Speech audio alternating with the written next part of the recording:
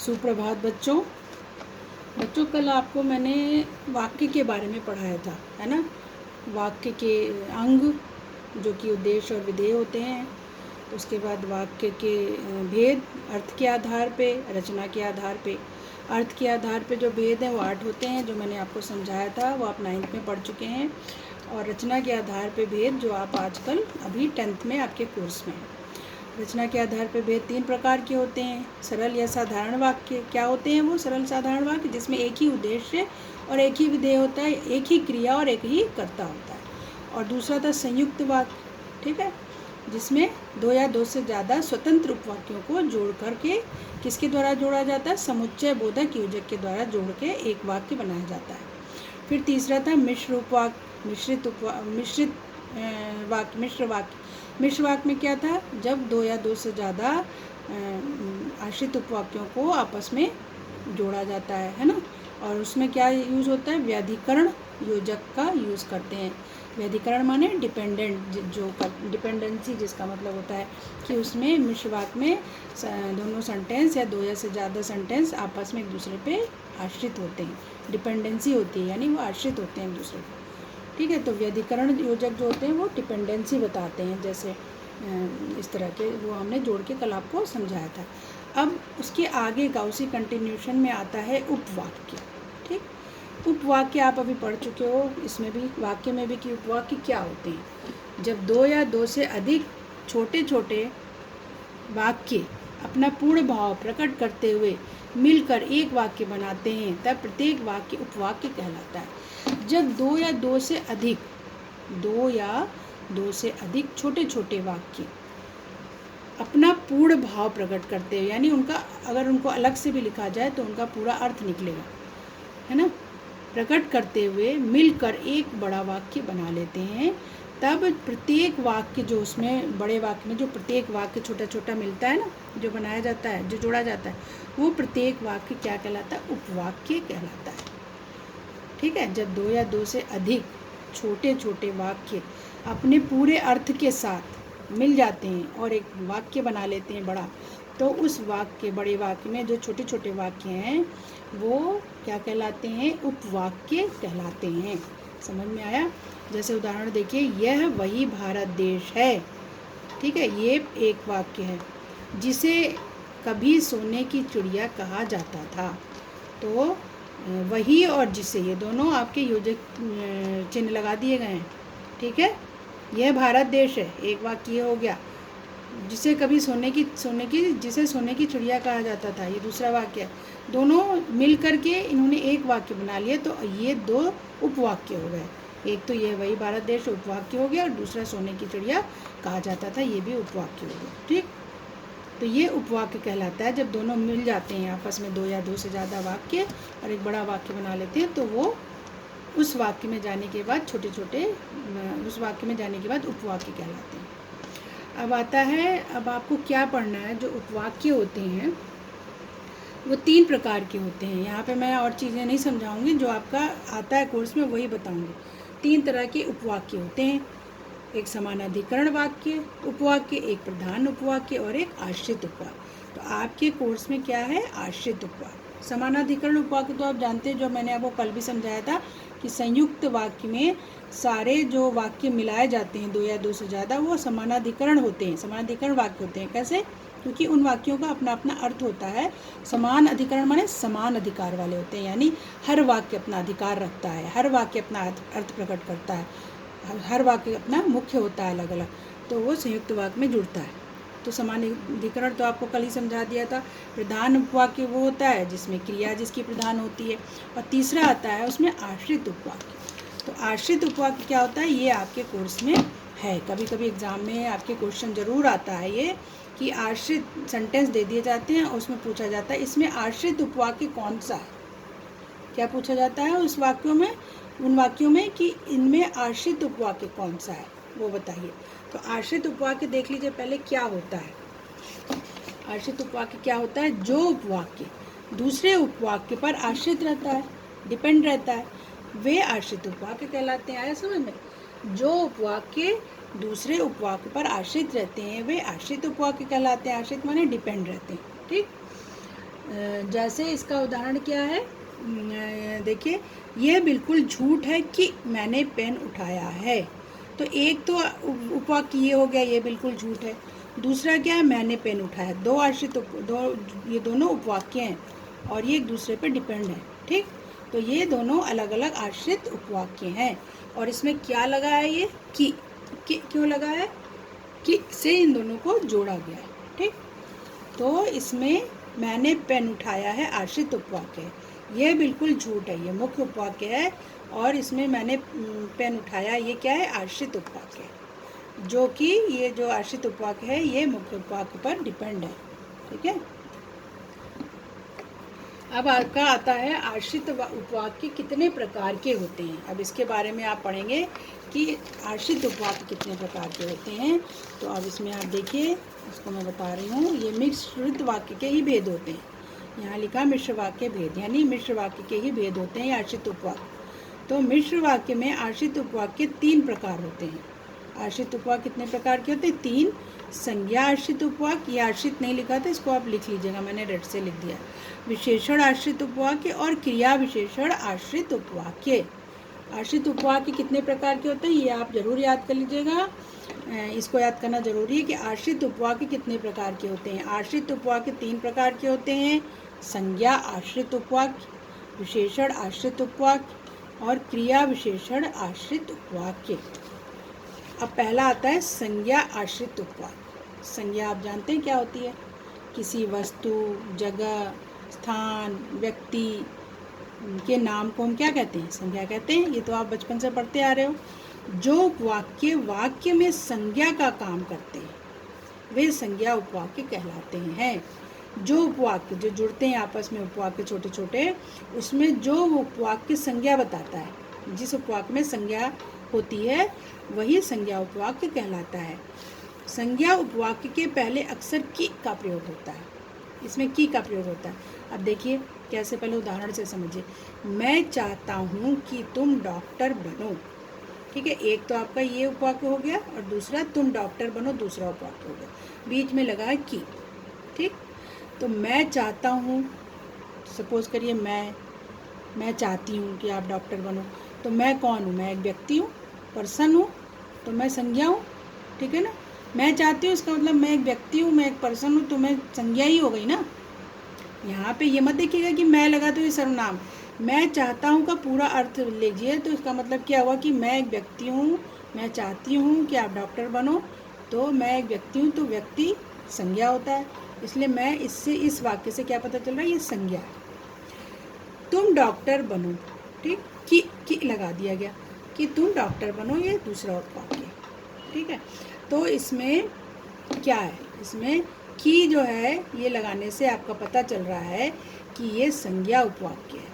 सबसे अच्छी पहचान संज्ञा आश्रित उपवाक्य को छांटने की ये है, अगर आपके पास सेंटेंस दे दिए जाए एग्जाम में और इस तरह के सेंटेंस जिसमें की लगाओ, तो आप सिंपल कुछ नहीं सोचना, संज्ञा उपवाक्य है, क्या लिखोगे उसको, संज्ञा आश्रित उपवाक्य। देखिए यहाँ दिया है कि संज्ञा उपवाक्य के पहले अक्सर की का प्रयोग होता है।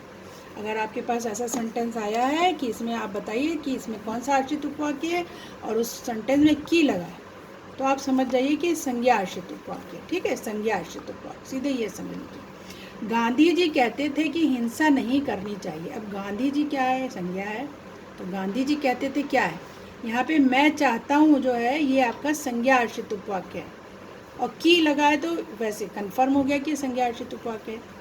मैं चाहता हूँ इसमें संज्ञा है ना, और यहाँ गांधी जी कहते थे इसमें संज्ञा उपवाक्य है, ये इसमें भी की लगा है, तो ये भी आपका संज्ञा आश्रित उपवाक्य है। फिर तीसरा राम ने कहा, तो ये राम संज्ञा है, तो ये आपका संज्ञा आश्रित उपवाक्य है, और की लगा तो कंफर्म है आपको कि ये संज्ञा आश्रित उपवाक्य है। अब दूसरा आता है विशेषण उपवाक्य। विशेषण क्या होता है, ये आप पहले से पढ़ते आ रहे हैं। विशेषण क्या होता है, विशेषण क्या बताते हैं, संज्ञा या सर्वनाम की विशेषता बताने वाले शब्दों को हम विशेषण कहते हैं। अब विशेषण उपवाक्य क्या होता है, ये देखिए, जो उपवाक्य मुख्य उपवाक्य में संज्ञा सर्वनाम पदबंध की विशेषता बताते हैं। यहाँ पे क्या होता है कि जिस उपवाक्य में विशेषता पता चल रही है, जिस उपवाक्य से हमें विशेषता पता चल रही हो, संज्ञा या सर्वनाम पदबंध माने शब्दों की, पदबंध माने जो वाक्य बना, संज्ञा सर्वनाम का वाक्य है उसकी विशेषता हमें जिस उपवाक्य से पता चल रही है वो उपवाक्य संज्ञा आश्रित, यहाँ पे लिख लीजिए आश्रित, विशेषण आश्रित, क्योंकि आश्रित उपवाक्य है सारे क्या हैं, आश्रित उपवाक्य, तो इसलिए संज्ञा आश्रित उपवाक्य, विशेषण आश्रित उपवाक्य। तो विशेषण आश्रित उपवाक्य कहलाता है जिस उपवाक्य से हमें ये पता चल रहा है कि वो संज्ञा या सर्वनाम की विशेषता बता रहा है, तो उस उपवाक्य को हम क्या कहते हैं, विशेषण आश्रित उपवाक्य। इसका भी उदाहरण देखिए आप। पहला उदाहरण है, जो आदमी पढ़ाता है वह अध्यापक होता है। जो आदमी पढ़ाता है वह अध्यापक होता है। अब अध्यापक क्या है, अध्यापक क्या है, संज्ञा है। अध्यापक वह अध्यापक, इसको हम उल्टी तरह से देखेंगे, वह अध्यापक होता है जो आदमी पढ़ाता है, तो अध्यापक संज्ञा है। अब संज्ञा की विशेषता किससे पता चल रही है, पढ़ाने से। संज्ञा की विशेषता, इस संज्ञा अध्यापक की विशेषता किससे पता चल रही है, पढ़ाने से, क्योंकि वो पढ़ा रहा है, ये उसकी विशेषता है कि वो पढ़ाता है। तो यानी कि ये वाला जो सेंटेंस है आपका, ये आपका विशेषण आश्रित उपवाक्य है। इससे हमें पता चल रहा है ये विशेषता बता रहा अध्यापक। दूसरा है, जिसने कार्य नहीं किया वह खड़ा हो जाए। अब जिसने कार्य नहीं किया तो किसी मनुष्य के लिए, किसी व्यक्ति के लिए कहा जा रहा है ना, मेरे लिए कहा जा रहा है या किसी अन्य के लिए कहा जा रहा है, तो वो व्यक्ति क्या है, संज्ञा है, जिसने कार्य नहीं किया, है ना। संज्ञा या सर्वनाम, सर्वनाम भी हो सकता है जिसने लगाया, तो किसी अन्य व्यक्ति के लिए कहा जा रहा है कि जिसने कार्य नहीं किया, तो इससे हमें क्या पता चल रहा है कि ये संज्ञा या सर्वनाम है। और ये क्या है, वह खड़ा हो जाए, उसकी विशेषता क्या कही जा रही है कि खड़ा हो जाए, खड़ा हो जाना है उसको खड़ा होना है, ये उसकी विशेषता है। जिसने काम नहीं किया है उसे खड़ा होना है, ये उसकी विशेषता है। तो इस वाले सेंटेंस से हमें पता चल रहा है कि ये विशेषण उपवाक्य, क्योंकि उसको खड़ा करा जा रहा है और खड़ा होना उसकी यहाँ पर विशेषता है। थर्ड है, उन अंकल को बुलाओ जिनके हाथ में बैग है। अब अंकल क्या है, संज्ञा है, उन अंकल को बुलाओ, अंकल संज्ञा है, सीधा आपको पता चल रहा है ये संज्ञा है, संज्ञा उपवाक्य। अब जिनके हाथ में बैग है उनकी विशेषता क्या है, उनके हाथ में बैग है, सिंपल समझ में आ रहा है ये तो, कि उन अंकल के पास बैग है, ये उनकी विशेषता है। तो विशेषण आश्रित उपवाक्य कौन सा हुआ, जिनके हाथ में बैग है। समझ में आया, ये देखिए मैंने सब में रेड लगा रखा है, इसलिए जो विशेषण आश्रित उपवाक्य है उनमें रेड का अंडरलाइन कर रखा है। चौथा है, वह साइकिल कहाँ है। अब साइकिल क्या वस्तु है, तो संज्ञा है, जिससे आप कल आए थे। साइकिल की विशेषता किससे पता चल रही है, कि इससे आप कल आए थे, है ना, ये साइकिल की विशेषता है कि कल आप उसी से आए थे, तो साइकिल संज्ञा है। तो इसकी विशेषता कौन बता रहा है, आप कल आए थे, तो ये विशेषण आश्रित उपवाक्य ये वाला है, जिसमें ये रेड से अंडरलाइन। आगे समझ में। तो इस तरह से आपको प्रैक्टिस करनी पड़ेगी बहुत ज़्यादा, तभी आप कर सकते हैं, और इसको ध्यान से अगर आप समझेंगे तो। फिर एक क्रिया विशेषण उपवाक्य, तीसरा प्रकार क्या है आश्रित उपवाक्य का, क्रिया विशेषण आश्रित। मैंने आश्रित मैं लिखना भूल गई यहाँ पे, यहाँ आप आश्रित जरूर लिख लीजिए बीच में, ठीक है। संज्ञा विशेषण आश्रित उपवाक्य, क्रिया विशेषण आश्रित उपवाक्य। अब क्रिया विशेषण क्या होता है, ये आपने पढ़ा है पहले से, ये भी बताइए क्रिया विशेषण क्या होता है। क्रिया विशेषण वे शब्द होते हैं जो क्रिया की विशेषता बताते हैं। क्रिया विशेषण क्या होते हैं, जो क्रिया की विशेषता बताते हैं। जैसे अगर मैंने कहा मैं दौड़ता हूँ, अब दौड़ना तो क्रिया है, लेकिन कैसे दौड़ता हूँ, मैं बहुत तेज़ दौड़ता हूँ, तो बहुत तेज़ क्या बता रहा है, मेरे दौड़ने जो क्रिया उसकी विशेषता बता रहा है। मैं कैसा दौड़ता हूँ, बहुत तेज़, तो बहुत तेज़ क्या हो गया, क्रिया विशेषण। इसको हिंदी में क्या, इंग्लिश में क्या कहते हैं, एडवर्ब। इंग्लिश में इसको एडवर्ब कहते हैं, और वर्ब क्रिया होता है और एडवर्ब क्रिया विशेषण होता है, ठीक है ना। मैं बहुत तेज़ दौड़ता हूँ, और मैं बहुत सुंदर लिखता हूँ, तो बहुत क्या हो गया, मैं लिखने की विशेषता हो गई। अब इसमें देखिए, जिन उपवाक्यों द्वारा मुख्य उपवाक्यों में, ठीक है, क्रिया की विशेषता बताई जाए।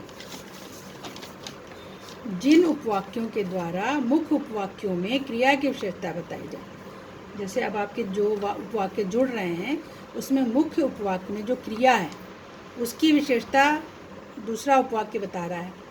क्रिया की विशेषता, जो मुख्य उपवाक्य की क्रिया है उसकी विशेषता उसमें दूसरा जो जुड़ा हुआ उपवाक्य है वो बता रहा है क्रिया की विशेषता। तो उस उपवाक्य को हम क्रिया विशेषण उपवाक्य कहते हैं। अब जैसे क्रिया, इसके कई सारी इसमें वो है नियम देखिए। क्रिया विशेषण उपवाक्य किसी काल, स्थान, रीति, परिणाम, कार्यकरण आदि को बताते हैं। क्रिया विशेषण क्या क्या बताते हैं? आपने क्रिया विशेषण पढ़ा होगा पहले से। क्रिया विशेषण कई प्रकार के होते हैं। स्थानवाचक क्रिया विशेषण, रीतिवाचक क्रिया विशेषण, कालवाचक क्रिया विशेषण, परिणामवाचक क्रिया विशेषण पढ़ा है ना आपने पहले छोटी कक्षाओं में। तो यही बताया यहाँ पे कि क्रिया विशेषण हमें कालवाचक भी बताते हैं, स्थान भी बताते हैं, रीति भी बताते हैं, परिणाम भी बताते हैं, कार्यक्रम। समझ में आया? यानी जो उपवाक्य हमें क्रिया की विशेषता बता रहे हैं वो ये भी बता रहे हैं कि वो कालवाचक बता रहे हैं, स्थानवाचक है या रीतिवाचक है या परिणामवाचक। दूसरा, इन उपवाक्यों में जहाँ तहाँ, जैसा तैसा, ज्यों त्यों, यदि तो आदि समुच्चय बोधक अव्यय प्रयोग होते हैं। अब ये जो क्रिया विशेषण आश्रित उपवाक्य होते हैं, जो क्रिया की विशेषता बताते हैं उपवाक्य, उसमें हमेशा आपका देखिए ये जोड़े में शब्द यूज होता है, पेयर में। जैसे जहाँ तो तहाँ भी लगेगा, जहाँ तहाँ दोनों लगेगा, जैसा तैसा लगेगा, जैसा वैसा लगेगा, ज्यों त्यों, देखिए ये दोनों पेयर में लग रहे हैं, ये पेयर में लग रहा है, जहाँ तहाँ पेयर में, यदि तो ये पेयर में है। ठीक, इस तरह के शब्द यूज़ होते हैं, अव्यय यूज़ होते हैं, समुच्चय बोधक अव्यय ये होते हैं और ये यूज़ होते हैं। अब उदाहरण आप देख लीजिए, जैसे आंधी आई और बहुत तेज़ धूल उड़ने लगी। आंधी आई एक उपवाक्य है, और बहुत तेज कैसी धूल उड़ने लगी? बहुत तेज धूल उड़ रही है, उड़ना क्रिया है, लेकिन कैसी उड़ रही है? बहुत तेज। तो ये बहुत तेज क्या हो गया? क्रिया विशेषण हो गया। और कौन सा क्रिया विशेषण हो गया? कौन सा क्रिया विशेषण है ये? रीतिवाचक क्रिया विशेषण होगा। अब इसके बाद दूसरा, यदि बोलना नहीं आता तो चुप रहना चाहिए। इसमें देखिए यदि भी लगा है और तो भी लगा है, पेयर लगा है ना। ठीक है, देखिए यहाँ पे कोई चीज़ ऐसी नहीं लगी, यहाँ सिर्फ और लगा है, लेकिन आपको यहाँ क्रिया विशेषण पता चल रहा है। कौन सा क्रिया विशेषण, इसका प्रकार भी पता चल रहा है। और यहाँ पे क्या है? यदि और तो पेयर में लगे हुए हैं। यदि बोलना नहीं आता तो चुप रहना चाहिए। तो क्या है ये? रीतिवाचक क्रिया विशेषण है। ठीक है, चुप रहना क्या है? रीतिवाचक क्रिया विशेषण में आ जाएगा। इसी तरह से पिताजी आए और छत पर जाकर सो गए। तो इसमें छत पर क्या है? क्रिया विशेषण बता रहा है। पिताजी आए एक उपवाक्य है, और छत पर जाके, कहाँ जाके सो गए? छत पर। तो छत पर से हमें क्या पता चल रहा है? स्थान पता चल रहा है ना। तो यहाँ पे कौन सा क्रिया विशेषण हो गया? स्थानवाचक क्रिया विशेषण। इस तरह से हमें क्रिया विशेषण से ये भी पता चलता है कि वो स्थानवाचक है या रीतिवाचक है या कालवाचक है। ठीक है, तो ये आपका क्रिया विशेषण है, ये आप अपनी कॉपी में लिख लीजिए। सारी क्रिया विशेषण के आश्रित उपवाक्य हैं, और इनको आप कॉपी में लिख लीजिए, और इसको वीडियो को ध्यान से देखिए, समझिए, क्योंकि ये आपके एग्ज़ाम में ज़रूर आते हैं। 1-2 सेंटेंस आश्रित उपवाक्य पहचानने के सेंटेंस जरूर आते हैं। आप संज्ञा उपवाक्य में अगर की लिखा है तो आप उस समझ जाइए संज्ञा उपवाक्य है। यहाँ पे आपका विशेषण आश्रित उपवाक्य में विशेषण पता चलता है, क्रिया विशेषण आश्रित उपवाक्य में क्रिया विशेषण का पता चलता है। ठीक है, जो क्रिया की विशेषता बताता है। जिस वाक्य से, उपवाक्य से, जिस उपवाक्य से हमें क्रिया की विशेषता पता चले। जो मुख्य वाक्य है, क्रिया जिसमें हो रही है, धूल उड़ने लगी जैसे मुख्य वाक्य, अब इसकी विशेषता हमें क्या पता चल रही? बहुत तेज। तो ये क्रिया विशेषण हो गया। तो हमें यहाँ पे पता चल रहा है कि बहुत तेज लगा, तो ये क्रिया विशेषण है। तो इसलिए हम पहचान लेंगे कि ये क्रिया विशेषण आश्रित उपवाक्य है। ठीक, पिताजी आज छत पर सो गए, तो ये आपके स्थानवाचक क्रिया विशेषण है। कहाँ पे सो गए? छत पर सो गए। तो इस तरह से हमको पता चल जाता है। अगर हम इसको, आप ध्यान से इस वीडियो को देखेंगे, समझेंगे, तो आप इसको कर सकते हैं।